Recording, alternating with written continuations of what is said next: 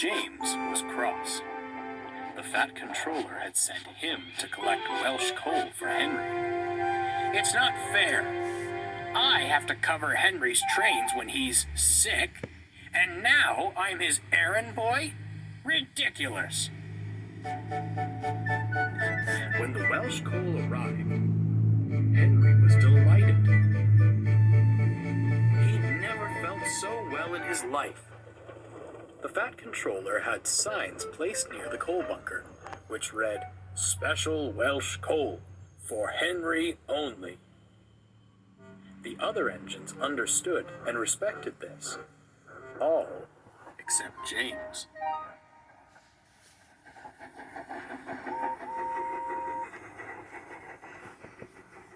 "Look at him, swanking about," James complained to Edward.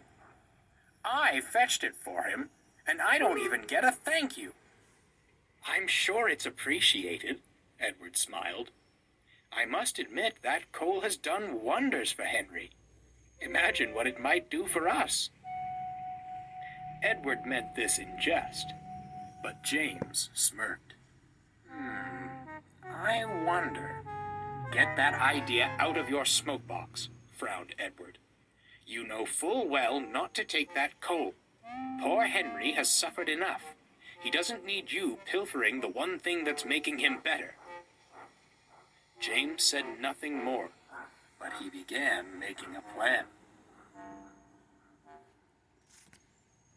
Over the next few days, James pestered his crew about the coal.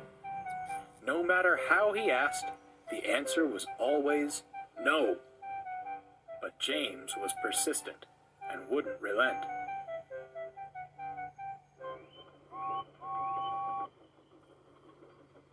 "He's insufferable," grumbled the driver. "Perhaps we should just give him some." "You know we can't," sighed the fireman. Then an idea struck him. Unless... The fireman smirked and whispered his idea to the driver. Next morning, James's crew came early to the sheds. "You know, old boy," whispered the driver, "you're right. You do deserve some of Henry's coal. Let's hurry to the bunker, but keep quiet. We'll be loaded up in a way before anyone notices." James was giddy, but did his best to contain his excitement. James backed down to the coal bunkers. He couldn't see what his fireman was doing, but he didn't give it a second thought. He sizzled happily. I'll show them, he thought cheekily. What James didn't know was that his fireman was shoveling regular coal into his tender. James had forgotten the bunker the other engines used was right next to Henry's. Soon, the fireman was finished. "Right, James," he said.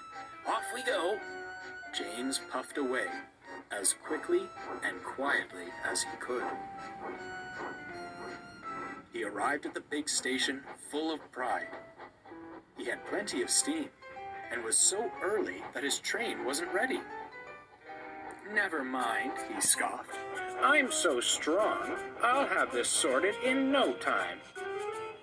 James set to work, smoothly shunting the trucks in line. The trucks were surprised, but didn't want to jeopardize the newfound respect they were receiving. Soon, all was ready, and the guard blew his whistle. Here we go, James chortled. The trucks couldn't have held back if they wanted to. James took off like a rocket.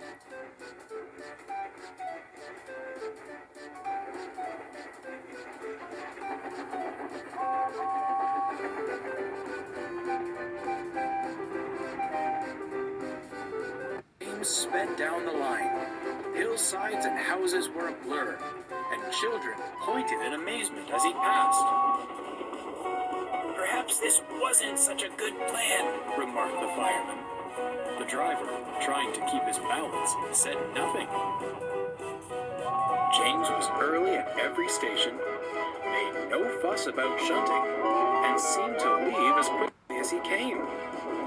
Every passing engine was quite surprised. By the end of the afternoon, James arrived back at the big station.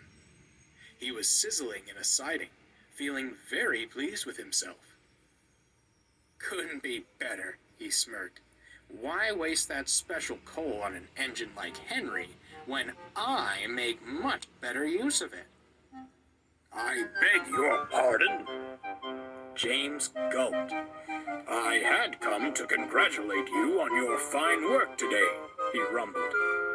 "But it appears we have another matter to address. As far as I'm aware," continued the Fat Controller, "only Henry is permitted to use that coal. Now, is your name Henry?" No, sir, it isn't." "Then why did you take that coal?" At that moment, James's crew appeared. "Pardon me, sir," said the fireman, "but you've got it all wrong." By the time he'd explained the trick, James was aghast. "So, all day I've been using regular coal?" The driver, fireman, and even the Fat Controller burst out laughing. James blubbed. "Well, James," smiled the Fat Controller, "I must apologize for my previous assumption. You did do a splendid job today. Hard work does not go unappreciated on my railway." He paused. James grinned in anticipation. "As such, you will continue with Good's work for the remainder of the week." James was speechless.